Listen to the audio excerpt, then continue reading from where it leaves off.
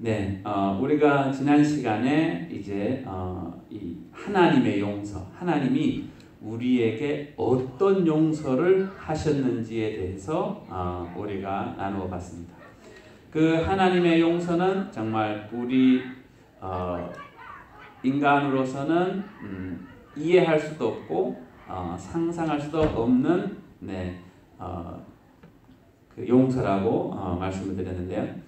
자, 우리가 이 하나님의 용서를 받기 위해서 이제 이 이스라엘 백성들이 어떤 이제 준비를 했는지를 우리가 지난 시간에 나눴습니다. 우리가 그 이제 유대력으로 새해는 이제 매년 바뀌는데, 그 2018년 19년 같은 경우는 작년 9월 9일이 새해, 이제 그 히브리 이제 그 유대인들은 로시 하샨나라고 하는 이제 절기로 그것을 지킵니다. 그래서 그 로시 하샨나라고 하는 이제 유대력의 새해 되자마자부터 이제 대속죄일이 있는 욤키포라고 하는 대속죄일이 이제 작년 그 달력으로 따지면 9월 19일까지 10일 동안 서로 이제 친척들이나 가족들이나 이웃들에게 가서 용서를 구했습니다. 또 용서를 해줬습니다. 왜?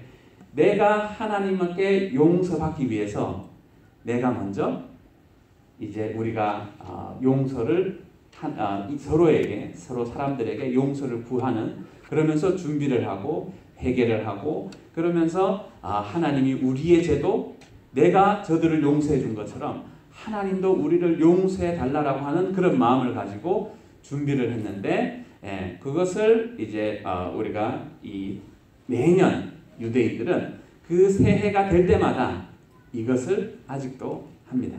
왜? 내가 하나님 앞에 용서를 받기 위해서 내가 먼저 용서하는 것이 이제 선결이 돼야 되기 때문에 항상 이제 매년 그들은 그래서 그 10일 동안 금식도 하고 서로에게 용서를 구하고 용서를 또 받기도 하고 이런 과정을 겪는다라고 이야기했습니다. 자, 그 하나님이 해주신 용서가 어떤 것인지를 알면 우리가 이제 남을, 이웃을, 친구를, 가족을 용서하는 것이 훨씬 쉬워지게 되어 있습니다. 자, 지난 시간에 로마서에 나오는 이런 말씀을 나눴었죠. 우리가 아직 죄인이었을 때에 하나님께서 독생자를 이 땅에 보내셨대요.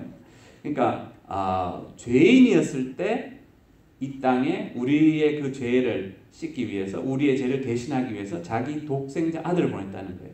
그러니까 우리가 죄인이었다는 얘기는 하나님의 말씀을 거역한 배반자이고, 그리고 그 하나님의 말씀을 거역했다는 얘기는 하나님하고 원수지간이 됐다는 얘기가 됩니다. 자, 그러니까 하나님이 자기의 말을 버리고 자기의 말을 듣지 않고 하나님을 배반한 그 우리 인간들을 이제 용서해 주시는 사건, 이게 바로 우리 구원의 이제 가장 핵심의 요소입니다. 바로 하나님의 용서입니다. 지난번에 그 예화를 들어드렸죠. 손양은 목사님이라고 한국에 이제 1900년대 초반에 사역하셨던 분인데, 이분의 아들 둘이가, 첫째 아들이랑 둘째 아들이 이제 여순 반란 사건 때 그 동네에 이제 양아치 역할을 하던 그 학생한테 너 예수님 부인해, 그러면 내가 너 살려줄게 라고 했는데 부인할 수 없다라고 끝까지 이제 부인을 하니까 그 두 첫째 아들 둘째 아들을 둘 다 총으로 쏴서 한 번에 한날에 한시에 죽입니다. 그 이야기를 들은 손양은 목사님이 어떻게 하셨다고요? 기도를 하면서 그들을 용서해야 되겠다라고 했는데 주님이 뭐라고 이야기하시냐? 너는 네 아들 둘을 죽인 아들이 이제 그 당시에 그 감옥에 갇혀 있었는데 경찰서장한테 편지를 보내서 내가 그 사람을 용서했고 내가 그 사람을 양자로 받아들이고 싶다라고 편지를 하게 합니다. 목사님도 좀 힘들어하셨던 것 같아요. 그 책에 보니까 자기 아들을 죽인 것까지는 용서하겠는데 죽인 그 사람을, 그 원수를 자기의 아들로 삼으라고 하는 그 하나님의 말씀을 많이 심사숙고한 끝에 그렇게 하기로 합니다. 그래서 정말 그가 갇혀있는 감옥에 면회를 가서 이렇게 이야기합니다. 내가 이제 두 아들을 한날에 잃다 보니까 내가 너무 삶이 적적한데 당신이 내 아들이 되어주겠소? 라고 이야기합니다. 네? 자기 아들 둘을 죽인 그 아들을 자기의 양자로 삼습니다. 그 사람이 이제 안재선이라고 하는 사람인데 처음에는 이게 이해가 안 되고 깨닫지 못했습니다. 그런데 나중에는 정말 그 양자로 들어갑니다. 그렇게 해서 자기 두 아들 장례식에 그 자기 아들을 죽인 그 안재선이라는 사람이 상주가 되어서 그 장례식에 참석을 합니다. 그리고 정말 이 사람이 이 손양원 목사님 밑에서 잘 교육을 받고 해서 나중에 아주 훌륭한 목사님으로 부산에서 사역하셨다라고 이야기가 전해집니다. 그러니까 이 하나님의 사랑을 이분은 깨달았어요. 뭐냐? 자기 아들을 죽였어요. 자기 아들을 죽였어요. 그것도 둘이나 총으로 쏴서 죽였어요. 근데 그 아들, 그 안재선이라는 사람을 알겠습니다. 용서하겠습니다. 여기까지는 참을 수 있는데 거기서 끝나는 것이 아니라 그 죽인 자기 아들을 둘을 죽인 그 원수를 자기 양자로 삼아라. 그게 바로 우리 하나님이 하신 거예요. 하나님 말씀을 버리고 하나님을 거절하고 도망간 우리 인간을 그들을 어떻게 구원해 보겠다고 자기 자신의 독생자를 보냅니다. 하나님이. 그 독생자를 인간들이 어떻게 합니까? 죽이죠. 어떻게? 십자가에 못 박아서 옆구리에 창으로 찔러서 머리에 가시 면류관을 씌우고 등에 채찍질을 때려서 살점이 떨어지도록 그러면서 이야기하죠. 네가 하나님의 아들이거든. 내려와서 이렇게 해봐. 저거 해봐. 라고 조롱합니다. 자기 독생자를 보냈는데 그 독생자를 죽이고 모욕하고 모멸하고 한 그 사람들을 구원하시기 위해서 그 사람들을 다시 하나님의 자녀로 품어주는 사건. 이게 하나님의 용서의 핵심이라고 지난 시간에 우리가 같이 나눴습니다. 자, 그 원수되었던 우리를 다시 받아주신 그 하나님의 사랑. 내가 잘났을 때 하나님 말씀 안에 있을 때 나를 용서해 주시고 받아주신 게 아니라 내가 하나님 말씀 버리고 하나님을 떠나갔는데 하나님이 그 구원하시기 위해서 독생자를 보냈는데 자기 외아들을 보냈는데 그 외아들을 죽인 그들을 다시 양자로 아들로 받아준 사건. 그게 구원의 사건입니다. 그 구원의 사건의 핵심이 바로 뭐냐? 하나님의 그 용서입니다. 하나님의 용서. 그래서 하나님이 이제 그 용서하는 마음으로 우리 보고 용서하는 삶을 살라라고 이야기하죠. 그런데 우리는 그걸 잘 하지 못하죠. 왜? 저 원수를 내버려 두면 안 되죠. 여러분들의 자녀를 어떻게 해코지한 사람을 여러분 용서하겠습니까? 쉽지 않죠. 그러니까 우리 인간으로서는 도저히 할 수 없는 거예요. 근데 그게 언제 가능하냐? 하나님의 사랑을 내가 진짜 깨닫고 그 사랑이 내 마음 안에 들어오면 가능하다는 것입니다. 자, 오늘 우리가 그 본문 말씀에 이제 요셉 이야기가 나옵니다. 그 요셉이 이제 나중에 그 형들을 다시 봤을 때 한 용서. 그거 정말 쉽지 않은 용서인데 우리가 그 요셉 잘 알죠? 요셉은 이 야곱의 12아들 중에 11번째 아들입니다. 근데 이 요셉의 이제 야곱이 와이프가 넷이 있었는데 이제 자기가 제일 좋아했던 와이프의 이름이 라헬입니다. 그 라헬을 통해서 나온 첫 번째 아들이 바로 이 요셉인데 둘째 아들 베냐민을 낳다가 그 라헬이 죽어버립니다. 그래서 이제 그 아버지 입장에서 한번 생각해 보세요. 야곱이 자기가 제일 사랑했던 아내가 죽었어요. 그 아내를 얻기 위해서 7년간 봉사를 했는데 그래서 이제 얻은 그 아내가 자기가 제일 아꼈던 아내가 죽은 거예요. 그러니까 자기가 제일 아꼈던 아내의 그 요셉이랑 베냐민에 대한 사랑이 굉장히 지극했겠죠. 왜? 자기가 제일 사랑했던 와이프고 그 와이프의 자식들이니까. 그래서 이제 이 성경에서는 이렇게 얘기합니다. 그 야곱이 이제 이 11번째 아들인 요셉한테 다른 형들한테는 그런 옷을 안 해줬는데 자기 엄마도 없이 어린 애니까 불쌍하지 않았겠습니까? 그래서 옷도 신경도 좀 더 써주고 옷도 그래서 더 좋은 채색 옷, 색깔이 여러 개가 들어간 옷을 입혀줬어요.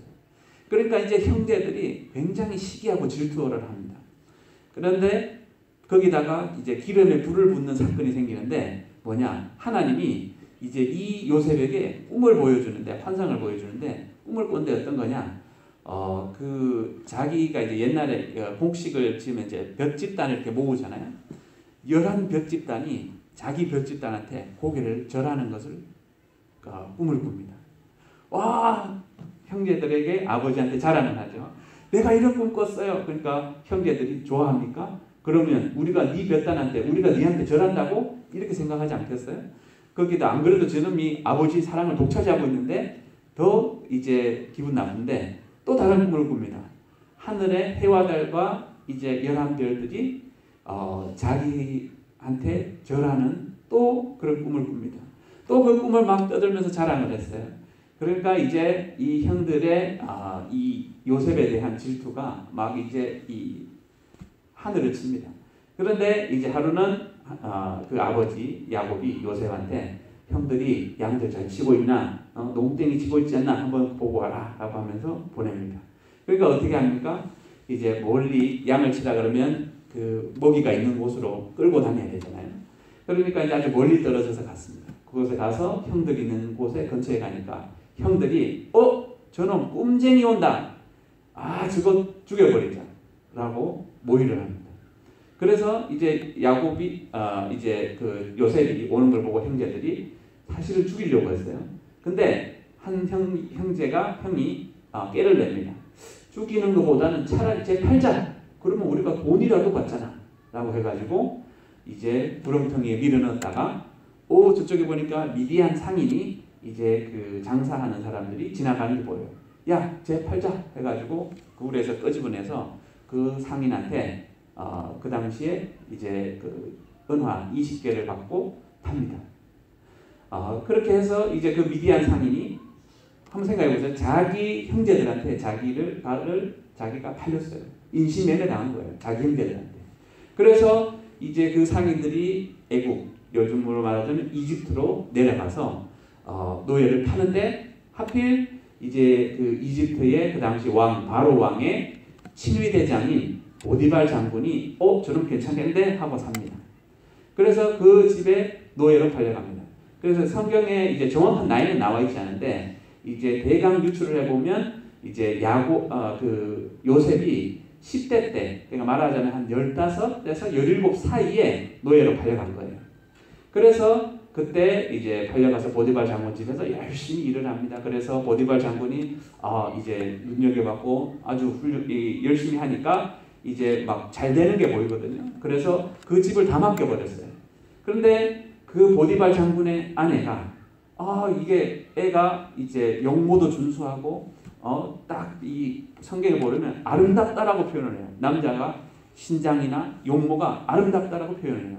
그러니까 이 보디발 장군의 아내가 어떻게 한번 꼬셔서 동침을 해보려고 그렇게 유혹을 해야 되는데 뿌리쳤는데 한 번은 아무도 없을 때에 이제 그 보디발 장군의 아내의 모함으로 인해서 마치 이제 요셉이 그 보디발 장군의 아내를 겁탈하려고 했다라고 누명을 쓰게 되죠. 그 누명을 써서 이제 보디발 장군이 그 요셉을 이제 아예 종으로 된 것도 억울한데 이제 그 종에서 아예 감옥, 죄수가 돼버립니다. 순식간에. 자기는 하나도 잘못이 없이 오로지 이 사람들을 통해 가지고 자기를 연단을 당하는 거예요. 그러니까 이 요셉의 입장에서는 아마 이랬을 수도 있을 것 같아요. 속으로는 하나님이 있다면 도대체 왜 내가 이런 거를 겪어야 돼? 내가 하나님한테 잘못한 게 뭐가 있어? 라고 힘들어 했을 수 있을 것입니다. 자, 그래서 감옥에서 오랫동안 이제 갇혀 있다가 여러분이 잘 알고 있다시피 이제 바로 왕의 술 맡은 관원장과 빵을 만드는 이 베이커가 그 바로 왕한테 이제 이 죄를 물어서 그 감옥에 오게 되어지고 꿈을 이렇게 해석해주는 사건이 발생하죠. 그래서 나중에 이제 이 요셉이 그 바로 왕의 꿈을 꾼 것을 해몽함으로 인해서 총리가 되어지는데 한번 이렇게 생각을 해봐야 됩니다. 하나님이 굳이 그냥 요셉을 바로 총리로 시켜주면 되지 굳이 이렇게 자기 가족들한테 인신매매 당하게 하고 인신매매 당했고 종으로 된 것도 부족해가지고 감옥에까지 넣어가지고 죄인이 되게 하고 죄수가 되게 하고 한번 생각해 보세요. 우리가 아니면 우리 자식이 10대 때 얼마나 중요합니까? 스펙을 쌓는 게 얼마나 중요합니까? 학교 잘 가고 그 다음에 20대 때 이제 학업을 더 맞춰가지고 뭐 의사가 됐든 변호사가 됐든 막 이런 거 하려면 그 20대가 얼마나 중요해요? 그 10대 후반과 20대 전체를 요셉은 어디서 보냈냐? 종과 감옥에서 보냅니다. 그러면 우리가 이제 이렇게 이야기할 수 있죠. 하나님 이거 너무한 거 아니에요? 왜 굳이 이런 상황까지 만들어 가지고 이렇게 합니까? 나를 힘들게 합니까? 라고 생각할 수 있습니다. 여러분들 이제 잘 아시다시피 우리 나무들 있잖아요. 큰 나무들을 보면 그 나무 땅 위에 나와 있는 나무의 높이에 최소한 3분의 1 길이의 뿌리가 땅 속에 박혀 있습니다. 그러니까 그 나무가 지금도 폭풍이랑 이제 거센 바람들을 지탱해낼 수 있는 유일한 방법은 땅 밑에 그 뿌리를 근거를 든든하게 깊이 박았을 때 그게 유지가 됩니다. 마치 그래서 우리가 이제 건물을 지을 때 우리 여기 그 81가 루이스에 가면 ORU에서 세운 City of Faith라고 하는 큰 60층짜리 빌딩이죠. 그러니까 60층짜리 빌딩을 세우기 위해서는 최소한 그 높이의 3분의 1, 최소한 20층을 지하로 내려가야 됩니다. 왜? 그 기초가 중요하거든요. 그러니까 위에 보이는 것을 지탱하기 위해서는 그만큼 밑으로 내려가서 기초가 탄탄하지 않으면 버틸 수가 없게 되어지죠. 얼마 전에 뭐 작년이었던 것 같은데 작년인가 하여튼 제가 메모리를 이제 그 길을 타고 운전을 쭉 해오고 있는데 주님이 갑자기 생각을 딱 주셨어요. 어떤 생각을 주셨냐면 옆에 이렇게 보니까 이제 소들 키우고 말들 키우는 그 한 구석에 우물이 있는, 그러니까 저수지가 있는 거예요. 그래서 소들이나 말들이 와가지고 물을 이렇게 마시죠. 그러니까 그 저수지가 있더라고요. 그래서 저 저수지가 있구나라고 생각을 했는데 이제 주님이 그런 감동을 주시더라고요. 저수지에 왜 물이 저렇게 있는지 아니라고 하는 생각을 주시더라고요. 저수지는 원래 물이 있어야 되니까 당연한 거 아니야? 이렇게 이제 처음에는 생각을 했는데 주님이 어떤 감동을 주시냐면 저수지의 바닥은 낮다라는 것을 얘기해 주시더라고요. 그러니까 저수지의 바닥이 낮아진 만큼 물을 담아둘 수 있게 되는 거죠. 그러니까 내가 높아진 상태로 있으면 물이 고일 수가 없죠. 물을 담아낼 수가 없죠. 그런데 이제 저수지는 땅을 파서 땅이 낮아지게 만들죠. 밑바닥이 낮아지게 만든 만큼 물을 담아둘 수 있게 되죠. 그러면서 주님이 그런 감동을 주시더라고요. 하나님이 우리를 높이시기 위해서 사람들을 많이 보다듬어 줄 수 있고 담아낼 수 있도록 우리를 낮추신다라고 하시더라고요. 그러니까 사람이 낮아진 만큼 내 마음이 낮아진 만큼 다른 사람들을 더 담아낼 수 있는 그릇이 된다는 겁니다. 그러니까 하나님은 성경을 통해서 이렇게 이야기합니다. 우리를 하나님의 목적에 합당하게 쓸 수 있도록 우리라고 하는 그릇을 만들어 간다라고 이야기합니다. 그 이야기가 이제 어디에 나오냐면 예레미야서 18장에 나오는데 이제 하나님이 이 예레미야 선지자한테 이렇게 이야기합니다. 너 저기 내려가서 토기장이 집에 가라 라고 이야기합니다. 그러면서 토기장의 집에 가서 있는 예레미야 선지자에게 하나님이 이렇게 이야기합니다. 너는 일어나 토기장의 집으로 내려가라. 내가 거기에서 하나님의 말을 너에게 들려주리라 하시기로 내가 토기장의 집으로 내려가서 본즉 그가 농로로 일어난다. 이제 여러분들 TV나 이런 걸 보면 이 토기장이들이 이제 점토를 이렇게 놓고 돌아가는 선반을 이렇게 돌리잖아요. 그러면서 이제 이렇게 발로 밟아가면서 이렇게 모양을 만들어 가죠. 이제 그 모습을 하나님이 이제 보여주시기 위해서 가라 그런 거예요. 그러면서 그 일하고 있는 모습을 이제 보면서 진흙으로 만든 그릇이 토기장이의 손에서 터짐에 그가 그것으로 자기의 의견에 좋은 대로 다른 그릇을 만들더라. 이렇게 하다 보면 이렇게 잘못 모양이 나오면 다시 이렇게 해가지고 다시 이렇게 만들잖아요. 그 모습을 보고 그때에 여호와의 말씀이 내게 임하니라 이르시되 여호와의 말씀이니라 이스라엘 족속아 이 토기장이가 하는 것 같이 내가 능히 너희에게 행하지 못하겠느냐. 이스라엘 족속아 진흙이 토기장이의 손에 있음 같이 마치 그 진흙을 가지고 토기장이가 이렇게 만드는 것처럼 너희가 내 손 안에 있느니라.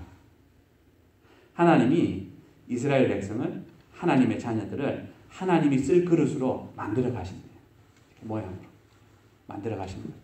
그러니까 나는 이제 이 하나님이 우리의 인생을 붙들고 계시고 하나님이 쓰는 그릇으로 만들어가는 도구로 이제 여러 종류의 상황들과 사람들을 이제 이제 이용할 수 있는데 우리가 이것을 잘못 오해하면 저 사람 나한테 왜 저래? 하나님 있으면 내가 왜 이런 상황을 처해야 돼? 라고 잘못된 이제 반응을 하게 되는데 그러면 안 된다라고 이야기합니다. 그러면서 이제 그 하나님이 다윗이 하나님께서 제가 성전을 지으려고 합니다라고 하니까 나단 선지자가 이제 와서 해준 이야기 중에 이런 이야기가 있습니다. 사무엘하 7장 14절에 그는 하나님이 이런 이야기를 합니다. 이제 너의 후손, 너의 자손이 성전을 지을 건데 이제 그 자기가 어떻게 할 거냐 하면 나는 그에게 아버지가 되고 그는 내게 아들이 되리니 만약 그가 죄를 범하면 내가 사람의 매와 어디서는 사람의 막배기와 인생의 채찍 어떤 데는 환경의 채찍으로 징계하려니와 이렇게 되어 있습니다. 그러니까 나에게 온 시련, 어려움 이런 것들은 하나님이 나를 하나님의 그릇으로 만들어가는 과정 중에 도구로 쓴 거예요. 내가 이제 그 요셉이 무엇을 알았느냐? 내가 이런 모든 그 과정들 속에서 그래도 하나님이 나를 붙들고 계시고 내가 하나님이 나를 이렇게 만들어가고 있는 중이라고 하는 그 깨달음이 없었다라면 어떻게 됐을까요? 아마 이 사람은 굉장히 마음의 깊은 상처와 특히 우리 그 한국 정서에 이런 게 많잖아요. 한이라고 하는 한. 그러니까 마음에 받은 상처를 치유하지 않고 끝까지 붙들고 그것을 이제 가지고 있으면 어떻게 되느냐? 그게 증오가 되고 미움이 되고 증오가 되고 그게 오랫동안 묵어버리면 한이라고 하죠. 그래서 이런 표현 있잖아요. 여자가 한을 품으면 온yor에도 서리가 내린다. 그런 것처럼 이 한이라고 하는 것은 바로 내 안에 있는 그 상처들을 내가 처리하지 못하고 용서라고 하는 것을 처리하지 못했을 때 이제 이루어지는 게 그게 돼버리거든요. 그러니까 그 아픔을 주님, 내가 지금 아프지만 이런 과정을 통해서 하나님이 나를 하나님의 나라의 목적을 위해서 쓰는 그릇으로 만들어가고 계시다라고 하는 그 깨달음이 없다면 아마 요셉은 그랬을 겁니다. 자기 형제들이 이제 자기를 인신매매했을 때, 팔았을 때 내가 이것들을 절대로 용서 못해. 어제 한번 걸리기만 해봐라. 내가 진짜 가만히 내버려두나 라고 막 이를 뻗덕뻗덕 갈고 있었을 겁니다. 만약에 보디발 장군의 아내가 자기를 이제 죄 없는 자를 죄를 덮어써서 감옥에 가게 했을 때 그 마음을 하나님 앞에 올바로 가지고 있는 것을 알지 못했다라면 내가 저 년을 내가 가만히 안 내버려 거야 라고 하지 않았겠습니까? 그런데 성경에서 보니까 이 요셉은 그런 마음을 다 용서했더라고요. 그래서 오늘 읽었던 본문 말씀은 그러죠. 형들이 나를 팔았다라고 마음 염려하지 마세요. 형들이 나를 팔라고 하는 그 도구를 통해서 그 상황 환경을 통해서 내가 이제 형들 가족과 그 당시 이집트 근처에 있는 나라들의 굉장한 큰 기근이 왔을 때 나를 통해서 그들을 살리려고 그런 도구로 사용한 거지. 그래서 하나님이 나를 여기에 보낸 거지. 비록 당신들의 손을 통해서 했지만 당신들이 한 게 아니다. 하나님의 계획이 나를 그렇게 그릇으로 만들어 가기 위해서 나를 이렇게 해온 거지. 당신들이 그렇게 한 게 아니니까 마음 놓고 걱정하지 말라라고 이야기합니다. 그 이야기는 이 요셉은 자기가 처한 그 상황에 대해서 하나님이 나를 이런 상황 가운데서도 나를 뭔가 위해서 하나님의 나라를 위해서 하나님의 그릇으로 뭔가 만들어가고 계시구나라고 하는 그런 깨달음이 없었다라면 절대로 가질 수 없는 마음의 자세였겠죠. 자, 만약에 그런 식으로 그 용서하지 못한 마음을 가지고 있었다면 장담하는데 요셉은 일찍 병들어 죽었습니다. 왜? 사람이 이제 그런 한을 품고 용서하지 못하는 미움과 증오와 이런 것들을 가지게 되면 사실은 이제 그게 독이거든요. 독은 우리를 죽이죠. 그러니까 내가 저 사람이 원수였고 저 원수가 죽어야 되는데 내가 그 사람 때문에 내가 그 사람을 미워하는 미움과 정말 증오와 이런 한 때문에 내가 독을 먹으면서 저 사람이 죽기를 바란다고 죽나요? 안 죽죠. 누가 죽습니까? 내가 죽습니다. 왜? 내가 독을 먹고 있거든요. 그건 독이에요. 용서하지 못하는 것은 독입니다. 자, 우리가 정말 이 용서라고 하는 이 개념, 왜 용서해야 되는지 이것을 알지 못하면 우리가 많이 힘들 수 있습니다. 가령 이제 우리 이 길 가다 보면 장미꽃 얼마나 아름답습니까? 장미꽃에 보면 뭐가 있죠? 가시가 쫙 이렇게 나와 있죠. 과학자들이 보니까 이제 장미에 가시가 있는데 이 가시도 이제 꽃이 될 수 있었는데 꽃이 못된 그 상처들이 응어리지고 굳어져가지고 된 것이 가시다라고 이야기합니다. 그러니까 그 꽃으로 피어낼 수 있는 그런 잠재력을 가지고 있었는데 그것을 못 이루어내니까 가시가 되는 거예요. 하나님이 우리한테 하나님의 그릇으로 만들어가기 위해서 하나님의 뜻과 계획이 계신데 우리가 그것을 성취하지 못하게 되어지면 어떻게 됩니까? 우리는 그것을 응어리를 치게 만들죠. 그렇게 해가지고 어떻게 됩니까? 가시로 만들어버립니다. 그러니까 멀리서는 아름다워요. 우와, 장미 아름답다. 가까이 가면 어떻게 됩니까? 찌릅니다. 가시는. 그러니까 내가 용서하지 않는 마음을 가지고 있으면 내가 내 마음에 가시가 생겨버려요. 그러니까 그 가시가 멀리 있을 때는 괜찮은데 가까이 가면 가까이 갈수록 옆에 오는 사람을 찔러요. 왜? 그 용서하지 못한 마음이 가시가 돼버렸어요. 그래서 그 가시가 다른 사람을 찌르고 찔린 그 사람은 어떻게 됩니까? 찔렸으니까 그게 또 아프니까 또 용서하지 못한 마음을 생기면 그 사람 또 가시가 생겨요. 그럼 어떻게 됩니까? 또 다른 주변의 사람을 또 찔러요. 그래서 또 가시가 나오게 돼요. 또 찔러요. 그래서 점점 사회가 가족이나 관계가 나빠지게 만들죠. 왜? 용서하지 못한 마음 때문에. 자기 자신도 죽고 주변에 있는 사람도 찔러서 아프게 하죠. 그래서 결국 같이 하나님의 진짜 이 진정한 하나님이 원하시는 그릇으로 만들어 가려고 하는데 그것을 이해하지 못하니까 한으로 미움으로 증오로 가시를 만들어 버리니까 자꾸 주변에 있는 사람을 힘들게 하고 아프게 하고 찌르는 역할을 하게 됩니다. 자, 오늘 요셉의 고백을 한번 우리가 다시 생각해 봐야 되겠습니다. 한번 제가 읽어드리겠습니다. 요셉이 형들에게 이르되 내게로 가까이 오소서. 그들이 가까이 가니 이르되 나는 당신들의 아우 요셉이니 당신들이 애굽에 판 그 동생입니다. 당신들이 나를 이곳에 팔았다고 해서 마음 근심하지 마세요. 한탄하지 마세요. 하나님이 당신들과 주변에 있는 사람들과 그 사람들을 구원하기 위해서 나를 하나님이 먼저 보내기 위해서 당신들을 사용한 것뿐이니까 마음 아파하지 마세요 라고 이야기합니다. 혹시 이 표현에서 요셉의 가시가 보입니까? 내가 자네들을 절대 내버려 두지 않을 거야 라고 하는 가시 보입니까? 안 보이죠.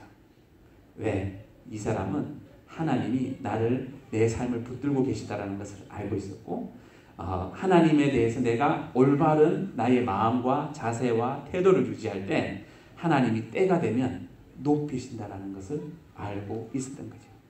그러지 않았으면 이 사람이 이런 마음을 가지고 있을 수 있겠습니까? 절대 안 되죠.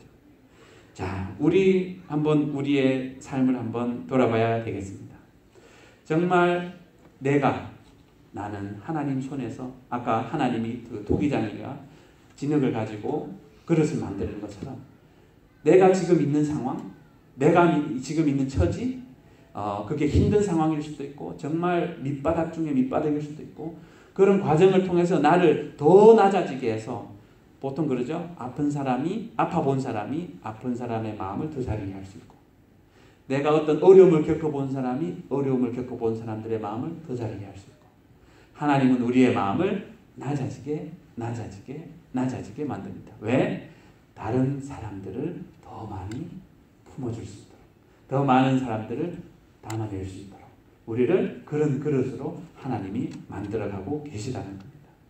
그래서 그 깨달음이 있을 때 우리는 이제 나한테 아픔 줬던 사람, 나를 힘들게 했던 상황, 나를 찌르는 사람들을 용서할 수 있는 마음을 가질 수 있게 됩니다. 언제? 내가 하나님의 손안에 있고 하나님이 나를 이렇게 하나님이 쓸 수 있는 많이 담아낼 수 있고 하나님 나라를 위해 쓸 수 있는 그릇으로 만들어가고 있다는 것을 알게 될 때.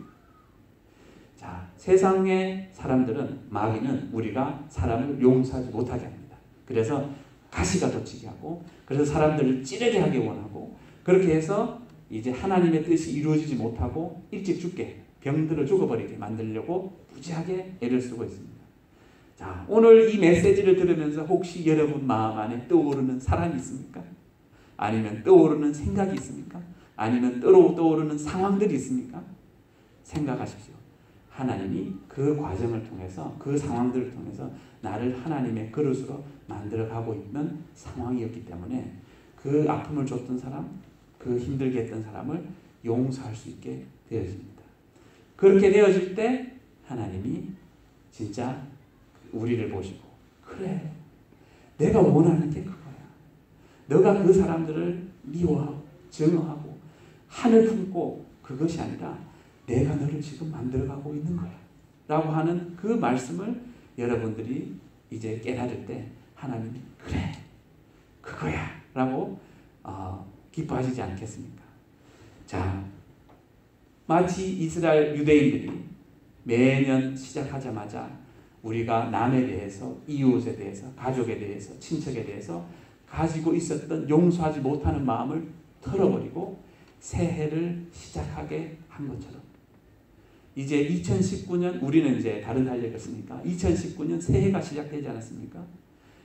작년에 혹시 그전에라도 묵어두었던 누구에 대한 미움, 증오, 어떤 상황에 대한 내가 왜 이런 걸 겪어야 돼? 내가 저런 거를 정말 가만히 내버려 두나 봐라 라고 하는 그런 상황들 속에서도 그게 하나님이 나를 하나님의 쓸 그릇으로 만들어가고 있는 과정 중에 도구로 사용한 것 뿐이지 그 사람을 미워하거나 싫어하거나 그 상황에 대해서 하나님에 대해서 하나님 있으면 나와보라 그래 이렇게 했던 그런 모습들을 이제 이 회개하고 그런 것들을 정리하고 왜냐하면 죄는 이제 히브리서 12장에 보면 얽매이기 쉽대요.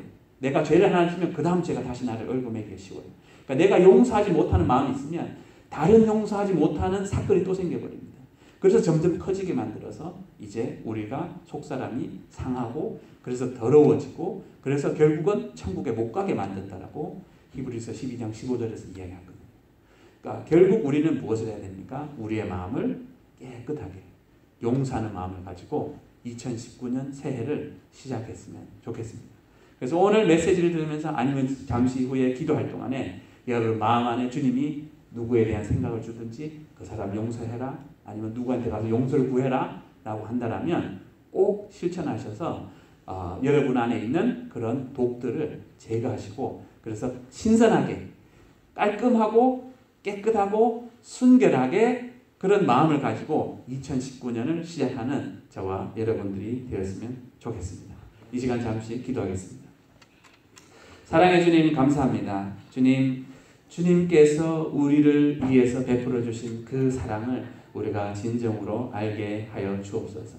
주님이 정말 우리가 원수 되었는데 그 원수 정말 죽어도 정말 아무런 문제가 없는 우리를 어떻게든지 살려보시려고 독생자까지 보내셔서 정말 모욕과 또한 심한 정말 고통을 당하게 하시기까지 우리를 사랑하신 주님, 그리고 정말 우리를 용서하셔서 구원이라고 하는 굉장한 하나님의 큰 은혜를 베푸신 그 주님의 사랑을 주님 우리가 깨달아 알게 하여 주옵소서. 그래서 주님 우리가 정말 우리에게 아픔을 주고 우리를 힘들게 하고 또한 그런 사람들과 그런 상황들에 대해서 주님 우리가 용서하는 마음으로 주님 우리가 2019년을 새로 시작할 수 있도록 도와주옵소서. 주님 정말 우리가 또한 깨달아야 할 것은 내 삶이 내 인생이 하나님께서 나를 하나님이 쓰실 그릇으로 만들어가고 있는 그런 과정 중이라는 것을 알게 하여 주옵소서.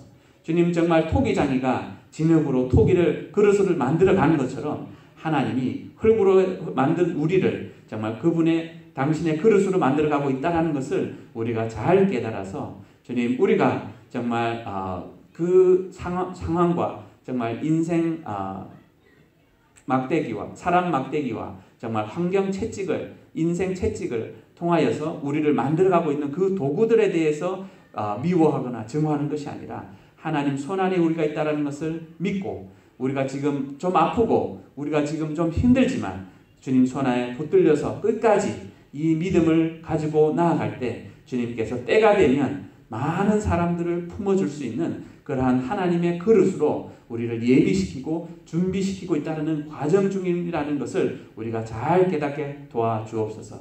그리하여서 우리가 어떤 상황에 있든지 간에 우리가 주님을 바라보고 주님의 뜻이 이루어지기를 간절히 구하는 저와 우리 성도들의 삶이 되게 도와주시옵소서.